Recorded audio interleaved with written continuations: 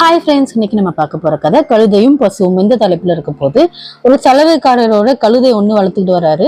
அந்த கழுதை அடிக்கடி கனவு கண்டு அந்த கனவு பத்தியே நினைச்சுக்கிட்டே இருக்கும். அப்படி ஒரு நாள் அது ஆத்தங்கரை ஓரமா தூங்கிக்கிட்டு இருக்கும்போது அந்த நேரத்துல அதுக்கு ஒரு கனவு வருது. அது ஏதோ ஒரு 4 பேர் பல்லக்குல தூக்கிட்டு போற மாதிரி அதுக்கு கனவு வருது. இந்த கனவு கண்டதுக்கு அப்புறம் கொஞ்ச நேரத்துல அது கண்ணு முழிச்சு பாக்குது. தான் கண்ட கனவை நினைச்சு அதுக்கு ரொம்பவும் சந்தோஷம். இந்த கனவை யாருக்கிட்டையாவது சொல்லணும்னு சொல்லிட்டு துடிச்சுக்கிட்டு இருக்கு. அங்க ஒரு பசு புற்களை மேய்ஞ்சிக்கிட்டு இருக்கிறத பாக்குது. கழுதை ரொம்பவும் ஆவலாவும் சந்தோஷத்தோடவும் அந்த பசுவை கூப்பிடுது, தன்னோட கனவை அதுகிட்ட தெரிவிக்கணும் அப்படிங்கிறதுக்காக. உடனே பசுவை கிட்ட கூப்பிடுது. பசுவே, கொஞ்சம் என்கிட்ட வாயேன், நீ புற்கள் எல்லாம் அப்புறம் மேய்ஞ்சுக்கணும், முதல்ல உன்கிட்ட ஒரு விஷயம் சொல்லணும் அப்படின்னு சொல்லி கழுதை சொல்லுது. கழுதை, எனக்கு ரொம்ப பசியா இருக்கு, நான் முதல்ல புற்களை மேய்ஞ்சிட்டு வரேன், அதுக்கப்புறம் நீ என்ன சொல்றியோ அதை சொல்லு அப்படிங்கிற மாதிரி பசு சொல்லுது. பசுவே, வேண்டாம், முதல்ல நான் சொல்றதை கேளு, என் கனவு என்ன நீ தெரிஞ்சுக்கோ, அது கேட்டதுக்கு அப்புறம் நீ இறைய உண்ணலாம் அப்படிங்கிற மாதிரி அந்த கழுதை சொல்லுது. சரி கழுதையே, உன்னோட பிடிவாதத்தை பார்க்கும்போது நீ சொல்லாம விடமாட்ட போல இருக்கு, நான் இதோ உடனே கேட்கிறேன், சொல்லு உன் கனவு என்ன அப்படின்ட்டு அந்த பசுவும் ரொம்பவும் ஆர்வமும் கேக்குது. பசுவே, நான் கண்ட கனவுல என்ன ஒரு 4 பேரு பல்லக்குல தூக்கிட்டு போறாங்க. பல்லக்குல நான் அமர்ந்துக்கிட்டு நிறைய நகைகள் எல்லாம் போட்டுட்டு இருக்கேன். அது மட்டும் இல்லாம அந்த பல்லக்குமே தங்கத்துல செய்யப்பட்டதா இருக்கு. அந்த மாதிரிதான் என்னோட கனவு இருந்துச்சுன்னு சொல்லிட்டு ரொம்பவும் உற்சாகப்படுது. கழுதையை, நீ கண்ட கனவை பார்க்கும்போது எனக்கு ரொம்பவும் சந்தோஷமா இருக்கு, அந்த கனவை கேட்டு நானும் ரொம்பவும் சந்தோஷம் அடைஞ்சிட்டேன். இப்ப நான் போய் உணவு சாப்பிட்டுட்டா அப்படின்னு சொல்லி பசு கேக்குது. ஓ, இனிமே நீ தாராளமா போய் சாப்பிடலாம், நான் தான் என்னோட கனவை உன்கிட்ட சொல்லிட்டேன்ல, இனிமே எனக்கு எந்த ஒரு கவலையும் இல்லை அப்படின்னு சொல்லி கழுதை சொல்லுது. இப்படியே ஒரு 2-3 நாள் போச்சு. மறுபடியும் அந்த கழுதை ஆத்தங்கரை ஓரமா அப்படியே படுத்து தூங்கிட்டு இருக்கு. அந்த நேரத்துல அதுக்கு மறுபடியும் ஒரு கனவு வருது. அந்த கனவுல ஆகாயத்துல பறந்து போற மாதிரி ஒரு கனவு.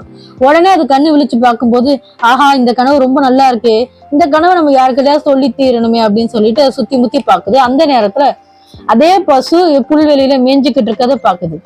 ஓடோடி பசு பக்கத்துல கூப்பிட்டு, பசுவே சீக்கிரமா இங்க வா, நான் உன்கிட்ட ஒரு விஷயம் சொல்லணும் அப்படின்னு சொல்லிட்டு அந்த கழுதை சொல்லுது. கழுதை கொஞ்சம் திமிரா பேசுதே அப்படின்ட்டு பசு மனசுக்குள்ள நினைச்சுக்குது. நினைச்சதோட இல்லாம, இரு நான் சாப்பிட்டுட்டு வரேன்னு சொல்றதையும் அந்த கழுதை தடுத்துடுது. இல்ல, நான் உடனே செல்லணும்னு சொல்லிட்டு ரொம்பவும் அதிகார பேச்சு பேசுது. இது என்ன ரொம்ப அதிகாரமா பேசு, முதல்ல அது என்ன சொல்லுதுன்னு கேட்போம், அதுக்கப்புறம் இதை நம்ம பொறுமையா கவனிப்போம் அப்படின்னு சொல்லிட்டு பசு மனசுக்குள்ள நினைச்சிட்டு இந்த வரேன் அப்படின்னு சொல்லிட்டு ரொம்பவும் நொந்தபடி பசு அந்த கழுதை கிட்ட போகுது. கழுதை தான் கண்ட கனவை சொல்லுது. அதுக்கு 2 இறக்கை முறைச்சிட்டு அது வானத்துல பறந்த மாதிரி அந்த கனவை சொல்லிட்டு அது ரொம்பவும் துள்ளி குதிக்க ஆரம்பிக்குது. பசுவும் ரொம்பவும் வேண்டா வெறுப்பா, ரொம்ப அருமையா இருந்துச்சு அப்படிங்கிற மாதிரி சொல்லிட்டு அனுப்பிச்சு வச்சிருது. அதுக்கப்புறம் கழுதை அண்ணோட வழியில போயிடுச்சு, பசுவும் அதோட வழியில போயிடுச்சு. மறுபடியும் ஒரு சில நாட்களுக்கு அப்புறம் கழுதை மறுபடியும் அந்த ஆத்தங்கிற புல்வெளியில தூங்கிட்டு இருக்கு. அந்த நேரத்துல தனக்கும் ஒரு பெண் கழுதைக்கும் திருமணம் ஆகிற மாதிரி அதுக்கு ஒரு கனவு வருது. அந்த கனவை கண்டு முழிச்சதுக்கு அப்புறம் அதுக்கு இன்னமும் சந்தோஷமாயிருது. ஆத்தங்கரை சுத்தி பசு எங்க புல்ல மேய்ஞ்சுக்கிட்டு இருக்கு அப்படின்னு சொல்லி பாத்துக்கிட்டே இருக்கு. பசு கொஞ்சம் தூரத்துல ரொம்பவும் மேட்டு பகுதியில இருந்து புல்ல மேய்ஞ்சுக்கிட்டு இருக்கிறது அந்த கழுதை பாக்குது. உடனே, பசுவே, நான் கொஞ்சம் ஒரு கனவை பத்தி உங்ககிட்ட சொல்லணும், உடனே இங்க வா அப்படிங்கிற மாதிரி ரொம்பவும் அதிகார தோணியில பேசுது. இந்த பசு வெறுப்பு தாங்க முடியாம இதோ வரேன் அப்படிங்கிற மாதிரி சொல்லிட்டு, என்ன கனவு அப்படிங்கிற மாதிரி அது கேட்க தயாரா இருக்கும்போது பசு கிட்ட கழுதை ரொம்பவும் ஆத்திரத்தோட பேச ஆரம்பிக்குது. இந்த மாதிரி நான் ஒரு கனவு கண்டாத போய் சொல்ல போறேன் அப்படின்னதும் இந்த பசுக்கு ஆத்திரம் தாங்காம, நீ என்ன கனவு கண்டங்கிறத அப்புறம் சொல்லு, முதல்ல நான் கண்ட கனவு பத்தி உன்கிட்ட சொல்றேன், அதுக்கப்புறம் நீ பேசிக்கலாம் அப்படிங்கும் போது இந்த கழுதை ரொம்பவும் ஆர்வமா என்ன கனவு அப்படின்னு சொல்லி கேக்குது.